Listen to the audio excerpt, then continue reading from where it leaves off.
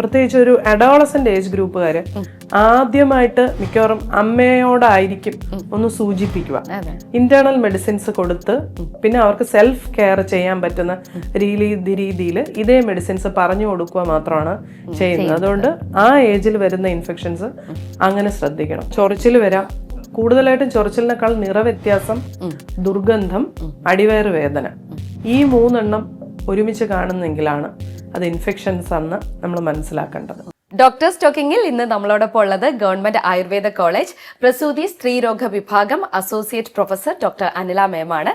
മാം സ്വാഗതം ഡോക്ടേഴ്സ് ടോക്കിങ്ങിൽ. അപ്പോൾ ഈ ഒരു ഇൻഫെക്ഷൻ, വജൈനൽ ഇൻഫെക്ഷൻ പീരീഡ്സ് കഴിഞ്ഞിട്ടുള്ള സ്റ്റേജ് ആണ് പറഞ്ഞത്. ഇപ്പോൾ ഗർഭാവസ്ഥ കഴിഞ്ഞ് കുട്ടികളൊക്കെ ആയതിനു ശേഷമുള്ള അമ്മമാർക്ക് ഇത് ഏത് രീതിയിലൊക്കെ ആയിരിക്കും അവർക്ക്? തീർച്ചയായിട്ടും അവിടെ കൂടുതൽ സാധ്യതയുണ്ട്. ഡെലിവറിയോടുകൂടി ഒരു പോസ്റ്റ്നേറ്റൽ പീരീഡ് ഉണ്ടല്ലോ, ആ സമയത്തൊക്കെ ഈ ഗർഭാശയകളത്തിന് പലതരം പ്രസവത്തിൽ മാറ്റങ്ങൾ വരും, ചെറിയ ചെറിയ ഇഞ്ചുറീസ് വരാം. അപ്പം പ്രോപ്പർ ആയിട്ടുള്ള ആരോഗ്യം, ശരിയായ ഭക്ഷണം, റെസ്റ്റ്, ശ്രദ്ധ ഇതെല്ലാം ഇല്ല എന്നുണ്ടെങ്കിൽ അവിടെ മുതൽ ഒരു ഇൻഫെക്ഷൻ ചിലപ്പോൾ സ്റ്റാർട്ട് ചെയ്തെന്ന് വരാം.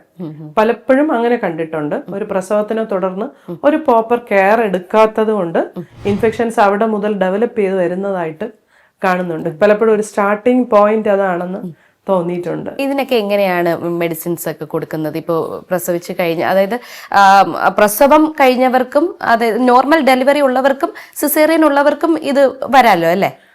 സിസേറിയനേക്കാളും ശരിക്കും വെള്ളപോക്ക് പോലെയുള്ള പ്രശ്നങ്ങൾ കൂടുതൽ വരുന്നത് നോർമൽ ഡെലിവറിയിലാണ്.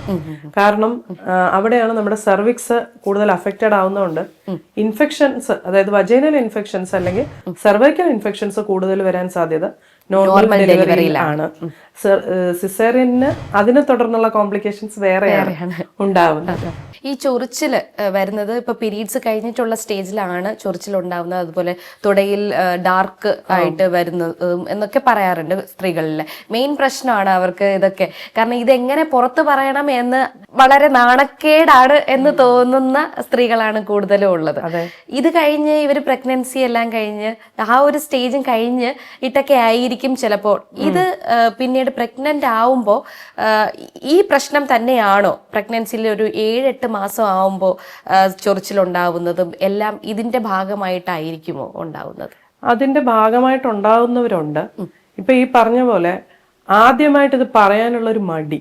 അപ്പൊ ഇതിനകത്ത് എനിക്ക് തോന്നിയിട്ടുള്ളതെന്ന് പറഞ്ഞാൽ ഈ പ്രത്യേകിച്ച് ഒരു അഡോളസന്റ് ഏജ് ഗ്രൂപ്പുകാര് ആദ്യമായിട്ട് മിക്കവാറും അമ്മയോടായിരിക്കും ഒന്ന് സൂചിപ്പിക്കുക.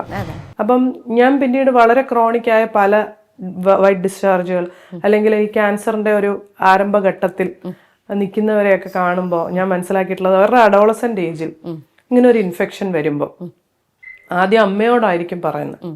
അപ്പൊ യൂഷ്വലി അമ്മമാര് ഈ പോയിന്റ് വളരെ ശ്രദ്ധിക്കണം എന്ന് എനിക്ക് തോന്നാറുണ്ട്. അതിനെ അവർ നിസ്സാരവൽക്കരിക്കാൻ ശ്രമിക്കാറുണ്ട്. അത് എല്ലാവർക്കും വരും, അതങ്ങ് പൊയ്ക്കോളും. ഇതാണ് ഒരു 80% അമ്മമാരും നൽകുന്ന ഒരു മറുപടി. ഇതൊരു ചെറിയ പ്രശ്നമാണ്, തനിയെ പൊക്കോളും, എല്ലാവർക്കും ഉണ്ട്, ഞങ്ങൾക്കും കൊച്ചിലേ ഉണ്ടായിരുന്നു. ഇത്തരം ഒരു മറുപടിയാണ് ഒരു 80% അമ്മമാരും കൊടുക്കുന്നത്.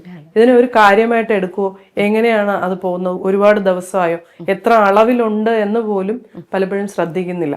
പല കുട്ടികളും വന്ന് പറഞ്ഞിട്ടുണ്ട്, ഞാൻ ഈ വെള്ളപോക്ക് കാരണം പാഡ് വെച്ചാണ് ഞാൻ സ്കൂളിൽ പോകുന്നത്. അത്രയും അളവിൽ വരുമ്പം പോലും അതിനെ നിസ്സാരവൽക്കരിക്കുന്നതായിട്ട് കണ്ടിട്ടുണ്ട്. അപ്പോൾ അതിനകത്ത് നാണക്കേടിന്റെ ഒന്നും പ്രശ്നമില്ല. ഒന്നാമത് നമ്മൾ ഈ എന്താ പറയുന്ന സ്ത്രീ രോഗങ്ങളെ കുറച്ച് വളരെ നമ്മൾ ശ്രദ്ധയോടെയാണ് കൈകാര്യം ചെയ്യുന്നത്. അവിടെ ഒന്നും വന്ന് ഇത് ഓപ്പൺ ആയിട്ട് പറയുന്നതിൽ യാതൊരു പ്രശ്നങ്ങളും ഇല്ല. അത്തരം ഒരു നാണക്കേട് വിചാരിക്കേണ്ട സാഹചര്യങ്ങളും ഇല്ല. കുട്ടികൾക്ക് അത്തരം എന്തെങ്കിലും പ്രശ്നം എന്തെങ്കിലും ഒരു തരത്തിലുണ്ടെങ്കിൽ അമ്മമാര് അതിനോടൊപ്പം നിൽക്കുക. അതിനെ ഒരു മെഡിക്കലി അറ്റൻഡ് ചെയ്യാനുള്ള ഒരു സ്റ്റെപ്സ് അത് അമ്മയുടെ ഭാഗത്തുനിന്ന് വരണം. കാരണം അവർ സ്വന്തമായിട്ട് അതിനെ അഡ്രസ് ചെയ്യാറായില്ല. അങ്ങനെ ഒരു പ്രശ്നം ഇത് വർഷങ്ങളോളം നീണ്ടു നിൽക്കുന്ന വൈറ്റ് ഡിസ്ചാർജ് ഉള്ള ഒരുപാട് സ്ത്രീകൾ പറഞ്ഞ് കേട്ടിട്ടുള്ള ഒരു കാര്യമാണ്. രണ്ടാമത് പറയാൻ സാധ്യത അടുത്തുള്ളൊരു ഫ്രണ്ട്, ഇല്ലെങ്കിൽ ഒരു ചേച്ചി, പരിചയമുള്ളൊരു ചേച്ചി. ഞാൻ ചേച്ചിയോട് പറഞ്ഞപ്പോൾ എനിക്കും ഉണ്ട്, അത് പൊയ്ക്കോളും. ഇതാണ് യൂഷ്വലി കിട്ടുന്ന ഒരു മറുപടി. അപ്പൊ ഈ അഡോളസന്റ് പറയുന്ന ഇത്തരം ഒരു വൈറ്റ് ഡിസ്ചാർജിന്റെ കംപ്ലൈന്റ് എത്രത്തോളം അളവിലുണ്ട്, എന്ത് നിറത്തിൽ പോകുന്നു, വയറുവേദന ഉണ്ടോ, നടുവേദന വരുന്നുണ്ടോ, ഇങ്ങനെയുള്ളൊരു കുറച്ച് അതിനെ ഒരു സീരിയസ്നെസ്സോടുകൂടി അതിനെ ഒന്ന് അഡ്രസ്സ് ചെയ്യുക. അവരെ ഒന്നും മടിയില്ലാതെ അവരുടെ കൂടെ ഒന്ന് വന്ന് ഹോസ്പിറ്റലിൽ വന്ന് അതിന് വേണ്ട ചികിത്സ. നമുക്കിപ്പം കുട്ടികളെ അഡോളസെന്റ് എന്ന് പറയുമ്പോൾ അവർ അൺമാരീഡ് ഒരു ഏജാണ്. അവർക്ക് നമുക്ക് ഷാളനം, ഈ പിജു അതുപോലെയുള്ള മെഡിസിൻസ് യൂസ് ചെയ്യാൻ പറ്റില്ല. ഒരു പരിധി അവരുടെ എക്സാമിനേഷൻസും നമ്മൾ ചെയ്യാറില്ല. അത് ഭയന്ന് വരാതെ ഇരിക്കേണ്ട ആവശ്യമില്ല. ഇന്റേണൽ മെഡിസിൻസ് കൊടുത്ത് പിന്നെ അവർക്ക് സെൽഫ് കെയർ ചെയ്യാൻ പറ്റുന്ന രീതിയിൽ ഇതേ മെഡിസിൻസ് പറഞ്ഞു കൊടുക്കുക മാത്രമാണ് ചെയ്യുന്നത്. അതുകൊണ്ട് ആ ഏജിൽ വരുന്ന ഇൻഫെക്ഷൻസ് അങ്ങനെ ശ്രദ്ധിക്കണം. പിന്നെ പറഞ്ഞ കാര്യം ചൊറിച്ചിലാണ്. ചൊറിച്ചിൽ 2 രീതിയിൽ വരാം. ഒന്ന്, ഈ വെള്ളപോക്കിന്റെ അളവ് വർദ്ധിക്കുമ്പോൾ ഒരു ചൊറിച്ചിൽ വരും. ഇത് കൂടാതെ അലർജി കൊണ്ട് വരും. പല പെൺകുട്ടികൾക്കും ഈ പാഡ് യൂസ് ചെയ്യുമ്പോൾ അലർജി വന്നിട്ടും ചൊറിച്ചിൽ വരാറുണ്ട്. അപ്പം അത്തരം സാഹചര്യങ്ങളിൽ കോട്ടൺ പാഡ്സ് യൂസ് ചെയ്യാൻ പ്രത്യേകം ശ്രദ്ധിക്കണം. ആ സമയത്താണോ ഈ ചൊറിച്ചിൽ ഡെവലപ്പ് ചെയ്യുന്നത് എന്ന് പറയണം. എന്നൊന്ന് അവരോട് ശ്രദ്ധിക്കാൻ പറയുക.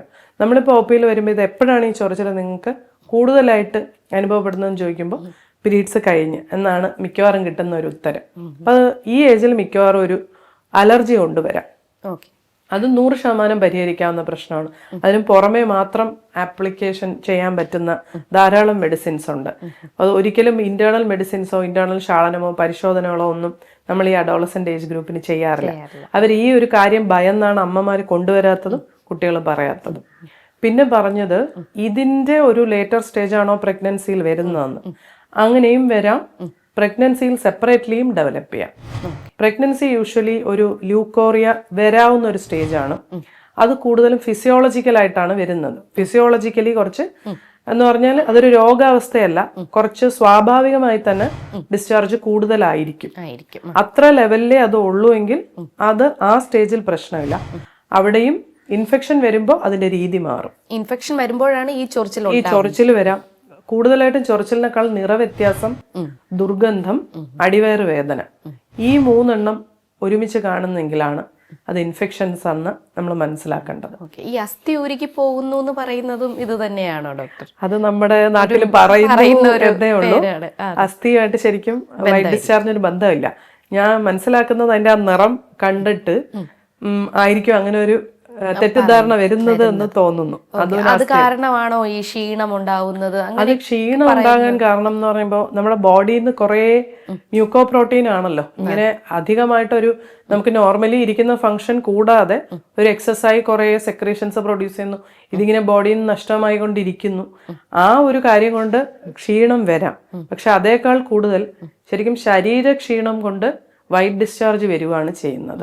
ഇപ്പൊ തുടർച്ചയായി നിൽക്കുന്ന വയറിന് അസുഖമോ തുടർച്ചയായി നിൽക്കുന്ന പനിയോ അതുപോലെ ആരോഗ്യം കുറയുന്ന അവസ്ഥയിൽ വെള്ളപോക്ക് വരുവാണ് ചെയ്യുന്നത്.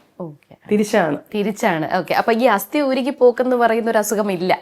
അതിന് അസ്ഥിയായിട്ട് ശരിക്കും ബന്ധമില്ല. ഓക്കെ. Thank you doctor. നമുക്ക് വേറൊരു ടോപ്പിക്ക് ഇനി സംസാരിക്കാനുണ്ട്. അപ്പൊ മറ്റൊരു എപ്പിസോഡുമായിട്ട് വീണ്ടും അനില ഡോക്ടർ എത്തുന്നതായിരിക്കും.